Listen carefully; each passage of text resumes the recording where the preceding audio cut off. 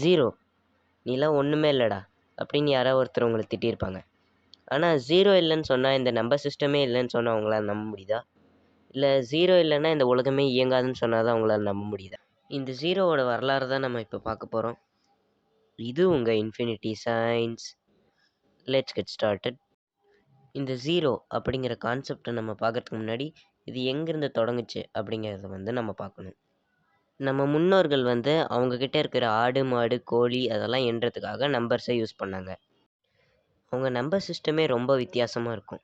இப்போ எக்ஸாம்பிளுக்கு சொல்லணும்னா, அவங்கக்கிட்ட ஒரு கோழி இருந்ததுன்னா ஒரு கோடு போடுவாங்க, 2 கோழி இருந்ததுன்னா 2 கோடு போடுவாங்க, 5 கோழி இருந்ததுன்னா 5 கோடு போடுவாங்க. அவங்கக்கிட்ட எதுவுமே இல்லைன்னா எதுவுமே போட மாட்டாங்க. ஏன்னா அவங்கக்கிட்ட எதுவுமே இல்லை, அதனால் போடுறோங்கிற அவசியமும் இல்லை. அப்படியே இங்கேருந்து கட் பண்ணி எகிப்தியன்ஸ் கிட்ட போனோன்னா, அவங்க 0 அப்படிங்கிறத நிஃபர் அப்படின்னு மென்ஷன் பண்ணாங்க. நிஃபர் அப்படின்னா ஒரு நம்பர் கிடையாது, அப்படின்னா நத்திங், ஒன்றுமே இல்லை. அவங்க ஒன்றுமில்லாதது தான் நிஃபர் அப்படின்னு மென்ஷன் பண்ணாங்க. இவங்க மட்டும் இல்லாமல் கிரேக்கர்களும் ஒன்றுமில்லாததை ஃபை அப்படின்னு மென்ஷன் பண்ணாங்க. இந்த மாதிரி இன்னும் சில கல்ச்சர்ஸ் கூட 0 அப்படிங்கிறதுக்கான சிம்பிள்ஸை வச்சுருந்தாங்க. ஆனால் பேபிலோனியன்ஸ் தான் இந்த 0 அப்படிங்கிறத நம்பர்ஸ்குள்ளே கொண்டு வந்தாங்க. அவங்க நம்பர் சிஸ்டமே ரொம்ப வித்தியாசமாக இருக்கும். நம்ம எப்படி ஒன்ஸ், டென்ஸ், ஹண்ட்ரட்ஸ் அந்த மாதிரி போகிறோமோ, அவங்க ஒன்ஸ், 60s, 3600 அப்படின்னு போனாங்க. இப்போ 1 அப்படிங்கிறத அவங்க இப்படி மென்ஷன் பண்ணாங்க.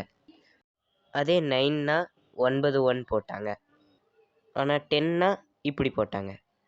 அதே 11னா இந்த 10 பக்கத்தில் 1 போடுவாங்க. அதே 19னா இந்த 10 பக்கத்தில் 9 1 போடுவாங்க. அதே 30னா 3 10 போடுவாங்க. இந்த மாதிரி 59 வரைக்கும் அவங்க நம்பர்ஸ் இருந்தது. ஆனால் 60 அப்படிங்கிறத அவங்க ஒன்னாவே போட்டாங்க. அதே மாதிரி 3600னாலும் அவங்க ஒன்னாவே போட்டாங்க. இங்கே தான் அவங்களுக்கு கன்ஃபியூஷன் ஆரம்பிச்சுது.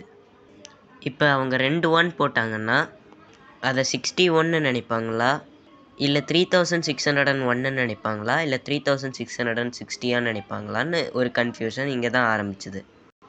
அதுக்காக தான் அவங்க இந்த சிம்பிளில் கண்டுபிடிச்சாங்க.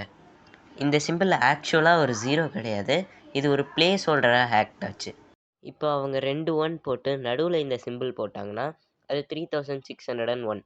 அதே இந்த சிம்பிளை அந்த 2 1 போட்டு முன்னாடி அந்த சிம்பிள் போட்டாங்கன்னா அது 3660. இந்த பிளேஸ் ஹோல்டர் கான்செப்ட் தான் அவங்கக்கிட்ட இருந்து இந்தியன்ஸ் கிட்ட வந்தது. இந்தியன்ஸ் சும்மாவே மேத்தமெட்டிக்ஸில் பூந்து விளையாடுவாங்க. இந்த கான்செப்ட் கிடைச்சோடனே அந்த கான்செப்டை அவங்க ஹோல்ட் பண்ண ஆரம்பித்தாங்க. இந்தியன்ஸ் வந்து இந்த பிளேஸ் ஹோல்டரை இன்னும் பெட்டராக்க ட்ரை பண்ணாங்க. பேபிலோனியன்ஸை பொறுத்த வரைக்கும் இது ஜஸ்ட் ஒரு பிளேஸ் ஹோல்டர். ஆனால் இந்தியன்ஸ் கிட்ட வந்ததுக்கப்புறம் இது ஒரு நம்பர் வடிவத்தை எடுக்க ஆரம்பிக்குது. பழைய இந்தியன் நம்பர் சிஸ்டமை நீங்கள் எடுத்து பார்த்தீங்கன்னா, இதோ இங்கே கடைசியாக ஒரு புள்ளி மாதிரி இருக்குல்ல, இதை வந்து சுனியான்னு சொல்லுவாங்க. இந்த சுனியா தான் வந்து 0வாக இருந்தது. இதுக்கு பக்ஷாலி மேனுஸ்கிரிப்ட் வந்து ஒரு எவிடன்ஸாக இருக்குது. இந்த மேனுஸ்கிரிப்டில் பார்த்தீங்கன்னா ஒரு சில இடத்துல புள்ளி வச்சுருப்பாங்க, அதுதான் வந்து 0.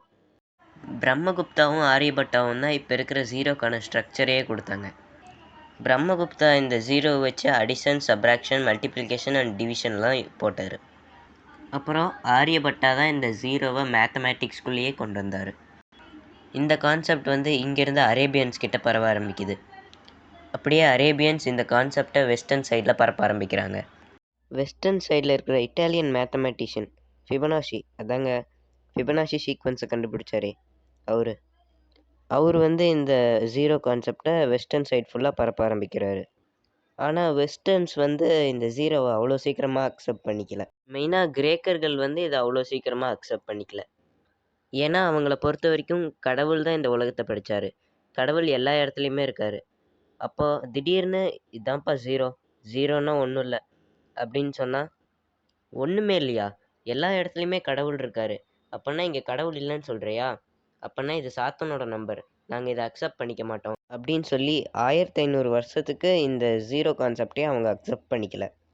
பித்தாகரஸ், அதாங்க பித்தாகரஸ் தியரமை கண்டுபிடிச்சாரே அவரு தான் 0வாவது நீயாவது அப்படின்னு 0 பக்கமே எட்டி கூட பார்க்கலையாங்க. இந்த டைமில் தான் 0 இந்த சர்க்கிள் ஷேப்பை எடுத்துச்சுன்னு சொல்கிறாங்க. இந்த டைமில் ஃபிபனாஷி வந்து தன்னோட கேல்குலேஷன்ஸ் எல்லாம் வந்து மெர்ச்சன்ட்ஸ் கிட்ட ஸ்ப்ரெட் பண்ணுறாரு. அதாங்க கடல் வணிகம் செய்கிறாங்களே அவங்கக்கிட்ட ஸ்ப்ரெட் பண்ணார். மெர்ச்சன்ட்ஸ் இருந்துக்கிட்ட இந்த ஜீரோவை ட்ரேடிங்கில் யூஸ் பண்ண ஆரம்பித்தாங்க. அப்புறம் ட்ரேடிங்க்கு ஜீரோ வந்து ரொம்ப முக்கியமாக மாறிடுச்சு.